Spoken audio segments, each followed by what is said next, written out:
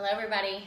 So this is a continuation of week 2 and 4 leg day. So not only are we front squatting on this leg day, we are also going to sumo deadlift, or some people call them sumo squats. I think I even put it in there as a sumo squat in this program because I think it's a little bit easier for you guys to understand if you're just reading it, getting an idea of the movement. I will say if you're a beginner in this program, I would pick one or the other. Front squatting and doing the sumo deadlifts may be too much for you. So first things first with a sumo deadlift is you definitely need to start light, and also you need bumper plates. You cannot deadlift without bumper plates. And the reason being is because how a bumper plate is the same diameter as a regular 45-pound plate. And that's ideally where your setup needs to be. So if you were to have, this is a 10-pound bumper plate on here right now for demonstration purposes, but if you were to put just 10-pound plates on here, the bar would be really low to the floor, and that would actually cause a deficit pull, which means you're pulling from a lower point, which is more challenging and more advanced.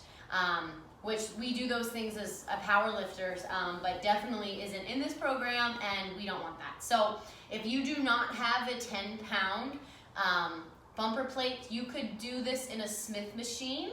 All right, it's possible. You're just gonna have less core engagement. So ideally, you have your bumper plates, which is gonna set the bar up to the correct height, which is almost about midway up the knee. It depends on obviously how tall you are. Anytime you are deadlifting, it is always an advantage to be shorter, hands down. All right, so which is why I'm usually a pretty good deadlifter, as I'm 5 foot tall. The taller you are, the more of a disadvantage you are definitely at this position. So definitely start light, especially if you are new at this position, new to this movement. First things first, a sumo deadlift is a wide stance. So you have a standard deadlift, which a standard deadlift is where your feet are directly underneath your hips, and you see this often. People come straight down towards the floor to grab the bar. Chest is still lifted, okay? And then they pull from the ground. Yes, you hit your hamstrings a lot, but it puts a lot of stress on the low back, which is one of the reasons I started taking standard deadlifts out of my training and I moved to sumo when I was training for power. Especially as a female, we have a lot more strength in our legs, and in the sumo stance, you get to utilize that. So depending on your hip flexibility, you're gonna be in a pretty wide stance. Definitely wider than shoulder width for most of you. And your toes, okay, are under the bar. And as you're looking down, the bar should cut your shoelace in half. So if you're looking down at the bar, your shoelace, okay, right here, the bar is cutting the shoelace, okay? Whether it's at an angle or whatever, it's not, the bar's not here and it's not at the toe. It's pretty much right at the start of your shoelace or mid-foot. Your toes are gonna be turned out anywhere from a 30 to a 45-degree angle, okay? This is not a straight on lift, and just make sure that you're about even on the bar, okay? So for me, there's a little smooth piece between the two gritty parts on the end of the bar. I like my shoelace to pretty much cut right around this position here, okay? That's about my starting point, and depending on the day, sometimes I inch in a little bit and sometimes I inch out. Just depends on my hip tightness that day. You're still gonna push your hips back, okay, like you do in a squat, okay? So your hips are going backwards, all right, as you grab the bar. Hands are coming straight down, okay, to the bar, and they are lengthened. Some people want to start in a bent position, okay, that's improper. You definitely want to lock out your elbows, lock down your shoulders with your lats, and just come as low as you can until your hands hit the bar, okay, no lower. Knees are going to drive outward as we pull the bar off the floor. You want to be thinking about ripping the bar off the floor, driving the heels into the floor as you pull up with the upper body. So you're gonna take an inhale.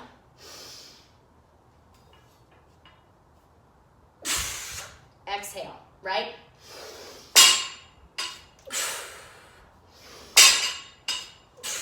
Now, also, The bar is pretty much gonna bang your knees or come really close. All right, the bar does not go out away from the body, it stays in. So the bar is right now on my calf, shin bone here. Chest is up, okay? My body is though still at about a 45-degree angle. Drive through the heels. Core is tight the whole time, and at the top you really squeeze those glutes. So, moving from the side, okay? You're gonna notice from the side that the bar is gonna move in a vertical pattern, okay? It's not gonna zigzag as I'm lifting it. It's not gonna move forward, all right? It's gonna stay in the same place, or at least it should. All right, as long as I'm not too sore today. So, same setup, okay? Nice turned out.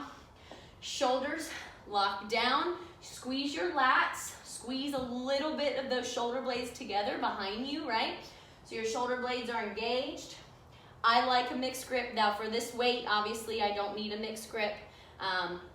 So if you're training and the weight is still light, just take both hands over. So I'll do that in the set. Both hands over, sticking the booty back. So notice I'm almost in that same position as the front squat, right? My back is coming down, still flat, head to booty is in a straight line, right? If you were to draw an imaginary line here, okay? Drive the heels out, or heels down, knees out. Drop down, I said I was gonna do over 8.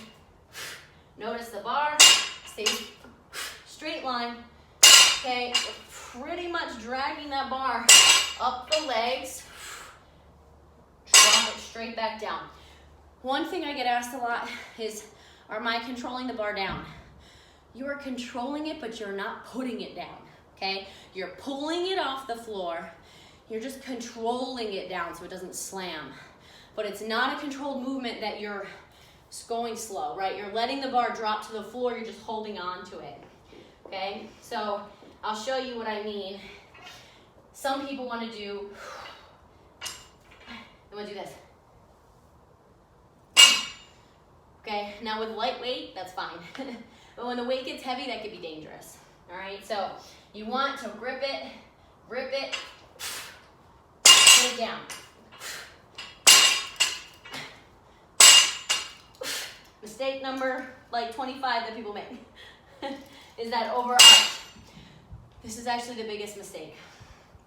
It's the hyperextension through the lumbar spine.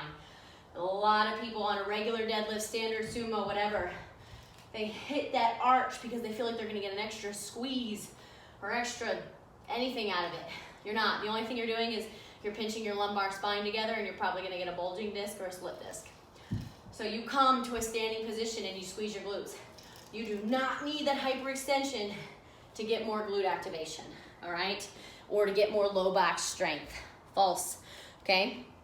So make sure that that is the number one thing that you're looking for. So I always recommend that people video these big movements like this, your front squat, your sumo deadlift, your barbell squat, your push press. Any of those movements, if you're new to them, you want to be videoing them, you can send them to me. I will look at them. I will gladly give you feedback, okay?